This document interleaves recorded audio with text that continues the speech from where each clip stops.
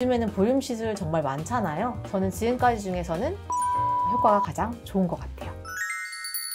원장님, 저희 처음 미팅할 때 가장 자신 있게 효과 좋다라고 말할 수 있는 게 레디어스라고 하셨잖아요. 정말 너무 좋아요. 사실 진짜 만족도도 높고 정말 저도 자신 있게 추천하는 시술이거든요. 특히 팔자. 저는 진짜 병원에 오시는 분들을 팔자 레디어스 하시는 분들은 다 만족하신 것 같아요. 20, 30대 어린 분들도 진짜 추천드려요. 미리 하면 나중에 정말 저한테 감사하다고 할 거예요. 한 번만 맞아도 진짜 팔자 이런 데는 효과가 너무 좋으니까 팔자 혹은 마리오네트, 턱 라인만 개선이 돼도 한 10살은 정말 어려 보이거든요. 저도 필러 시술 정말 많이 했고 지금도 하고 있는데요. 팔자와 같은 부위는 시술한 당시에는 정말 만족을 해도 워낙 말을 하다 보면 움직임이 많기 때문에 점점 시간이 지날수록 밀리거나 이동을 하기가 쉬워요. 그런데 레디어스와 같은 경우에는 바이오 스티뮬레이터이기 때문에 탄탄하게 팔자 주름을 잡아주어서 정말 좋습니다. 레디어스가 뭐예요? 레디어스는 칼슘하고 CMC 겔이 이렇게 합쳐져 있는 그런 제품이라고 볼 수 있는데요. 레디어스는 사실 최근에 나온 시술은 아니에요. 전에는 칼슘 필러라고 많이 했거든요. 근데 이렇게 말하면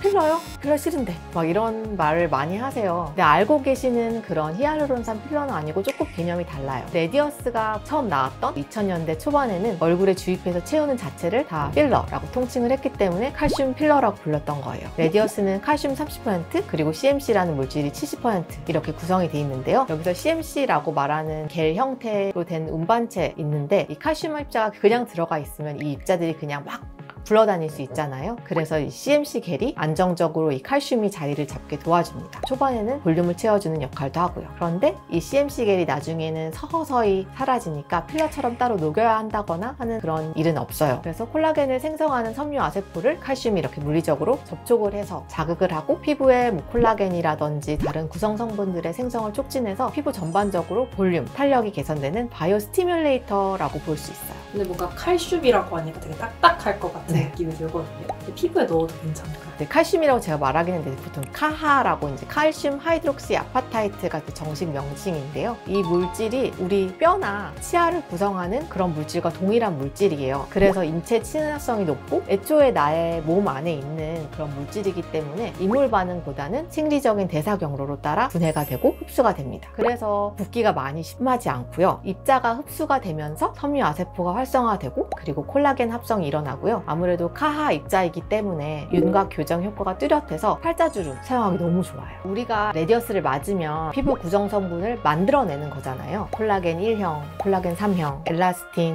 프로테오글라이칸 등등이 이렇게 생성이 되는데요. 콜라겐 1형과 콜라겐 3형은 피부의 뼈대를 잡아주는 역할을 해요. 그리고 엘라스틴, 우리 샴푸 알잖아요. 피부를 탄력 있게 만들어주거든요. 프로테오글라이칸은 수분을 딱 잡아주고 마지막으로 피부의 영양분을 공급할 수 있게 신생혈관까지 생성됩니다. 나이가 들면서 피부의 여러 구성 성분들이 부족해지거든요. 점점 이럴 때 레디어스를 맞으면 피부를 탄력 있고 탱탱하게 만들어줄 수 있는 거죠. 이렇게만 들으면 다른 뭐 스컬트라나 주베룩 볼륨이랑 비슷한 것 같은데 어떻게 달라요? 스컬트라나 주베룩은 성분이 PLLA라고 해서 생분해성 폴리머예요. 우리가 수술할 때 쓰는 봉합사, 의료용 재료로 오래 사용이 됐기 때문에 굉장히 생체 적합성이 높지만 사실 레디어스와 다르게 우리 몸에는 원래 자연적으로 존재는 하지 않는 그런 물질이거든요. 그래서 입자 자체가 이물질이기 때문에 면역 자극이 유발되고 이로 인해서 콜라겐 생성이 일어나는 거라고 보시면 돼요. 레디어스는 우리 몸 안에 있는 그런 구성 성분이라고 말씀을 드렸잖아요. 그렇기 때문에 주요 면역 거부 반응이 거의 없다고 보시면 되고 비교적 염증성 결절 발생 위험이 낮다고 보시면 돼요. 말씀을 해드렸던 것처럼 좀 더 효과적인 면에서 비교를 하자면 스컬트라도 콜라겐을 생성해주는 물질인데 PLLA 밀입자가 서서히 분해되면서 조직 반응을 유도하거든요. 바로 이 볼륨 효과가 나타나기보다는 수개월에 걸쳐서 콜라겐이 생성된다고 보시면 돼요. 그래서 보통은 스컬트라를 한 번만 하시는 경우는 거의 없고 이제 2회 혹은 3회 이상 반복해서 시술을 하셔야 되고 이제 점진적으로 볼륨 효과가 나타나시면 된다고 보거든요.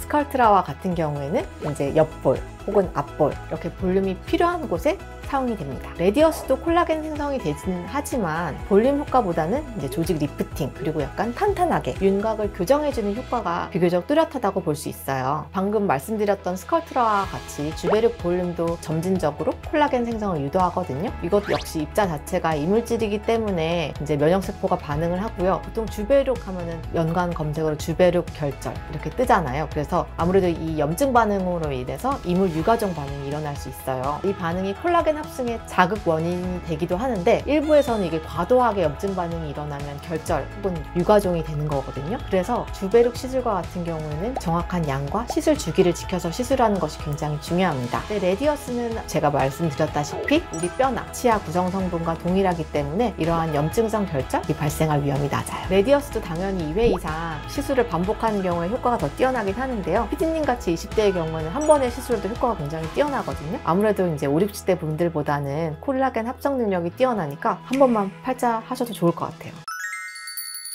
필러를 대체할 만한 주사다, 레디어스가 이렇게 좋다 이렇게 설명을 드리면 그럼 필러 넣는 거 다 가능한가요? 이렇게 많이 여쭤보시거든요. 근데 레디어스 시술이 가능한 곳도 있고 받으면 안 되는 부위도 있기 때문에 제가 하나씩 설명해 드릴게요. 보통 레디어스를 눈가는 제가 추천드리지 않아요. 말씀드렸다시피 점탕성이 높고 레디어스가 조금 단단한 제형이거든요. 근데 눈 주위는 피하 지방층이 얇아서 결절처럼 만들어질 수가 있어요. 눈 밑과 같이 얇고 움직임이 많은 부위에는 결절이나 석회화, 비침 현상의 위험이 있기 때문에 추천드리지 않습니다. PDO 성분의 울트라콜을 눈밑 시술하시는 거 좋아요. PDO 성분 아까 말씀드렸던 PLLA처럼 저희 수술할 때 쓰는 봉합사 성분이라고 보시면 되고 아무래도 그러다 보니까 조금 붓기가 심한 편이에요. 빨리 녹기 때문에 큰 부작용이 없습니다. 그 다음에 앞볼 그리고 옆볼은 제가 추천드리는 부위인데요. 노화가 진행되면 이렇게 중안면부가 이렇게 처지면서 옆볼의 볼륨이 줄어들고 그리고 전체적으로 얼굴이 피곤해 보이는 그런 인상이 되거든요. 그래서 앞볼에 볼륨이 없으면 더 나이가 들어 보이기도 해요. 레디어스는 점탄성 자체가 굉장히 단단하고 좋기 때문에 볼륨 유지력이 좋고 그리고 윤곽선을 만드는데 굉장히 좋아요. 그래서 레디어스를 하면 얼굴 선이 예뻐져요. 자연스러운 볼륨과 함께 옆선이 매끄럽게 정리되는 효과가 있기 때문에 앞볼하고 옆볼은 제가 굉장히 추천드리는 부위입니다. 그리고 가장 많이 고민하시는 팔자, 마리오네트. 사실 팔자는 나이대를 불문하고 제일 고민인 부위인 것 같아요. 나이가 들면서 중안면부가 이제 볼륨이 빠지는 것과 함께 피부가 처짐이 같이 있기 때문에 깊게 패이는 대표적인 노화 부위죠. 그래서 점탄성이 높아서 움직임이 많은 부위에 레디어스가 가장 유지가 잘 됩니다. 그래서 팔자주름 강추해요. 진짜 너무 좋아요. 그럼 팔자도 주름이 자리 잡는 거면 어렸을 때 받는 거예요? 그럼요. 20대부터 받으면 확실히 피부가 탄탄해져서 좋죠. 피디님 강추.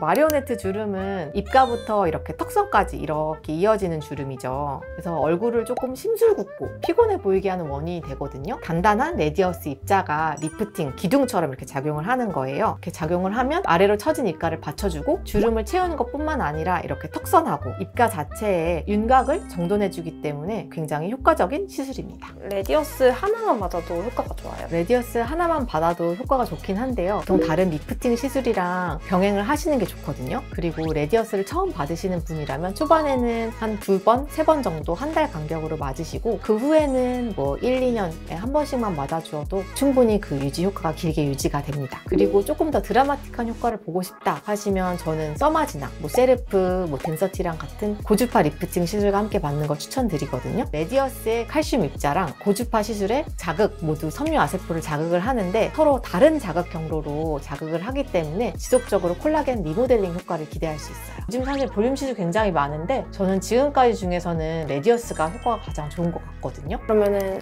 효과 나타날 때까지 얼마나 걸려요? 즉각적으로도 볼륨 효과가 나타나서 바로 시술한 다음에도 만족도가 굉장히 높아요. 이렇게 50대 이상이신 분들에게는 레디어스 단독으로 하시는 것보다는 레디어스 2회 이상 그리고 다른 레이저, 리프팅, 세르프라든지 써마지라든지 같이 하시는 게 시너지 효과가 있어서 좋습니다. 레디어스는 부작용은 따로 없어요? 큰 부작용은 사실 별로 없는데 주사 시술이기 때문에 붓기가 있거나 아니면 멍이 생긴다든지 이런 가벼운 부작용이 발생할 수 있고요. 보통은 4, 5일 내에 좋아져요. 레디어스 입자가 이제 전탄성이 높아서 만약에 균일하게 주입이 되지 않으면 결절이 간혹 만져질 수 있긴 한데요. 그래서 이제 아까 제가 말씀드렸던 것처럼 피부가 얇은 눈밑이나 이마 이런 부위는 시술하지 않는 것을 추천을 드리고요. 아무래도 이런 해부학에 대한 이제 숙련된 지식과 안전한 주사 요법이 필요한 시술입니다.